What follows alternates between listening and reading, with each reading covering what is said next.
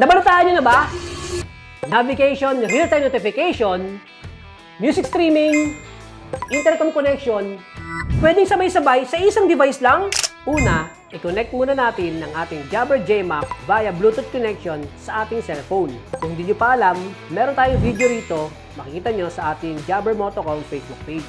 Ngayon, subukan naman natin ang music streaming while navigating. So, dito nga makikita natin na nag-play ng ating music.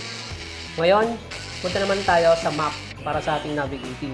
Dumaan tayo sa Pitwazon. So dito nga, sabay natin silang naririnig, ang ating music at ang navigation notification. At kayo naman, i-connect natin ang ating Jabber Boss via Bluetooth connection sa isa pang cellphone. Ngayon naman, i-connect natin ang Jabber JMax at ang Jabber Boss via mesh connection. At ngayon, subukan naman natin, habang meron tayong music streaming, i-open naman natin ang ating mapa para mag-navigate naman tayo. Dumaan tayo sa Pitwazon. So dito nga, naririnig natin ang navigation notification habang nagpe-play ang ating music.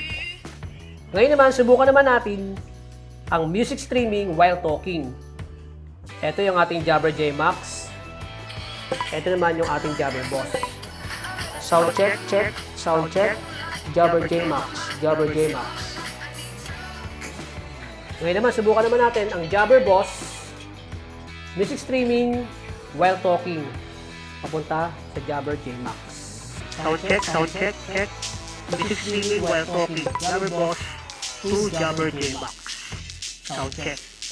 Kung seryoso ka sa mas malinaw na communication at mas solid na rider experience, panahon na para mag-upgrade. E-level up mo na ang rider experience mo.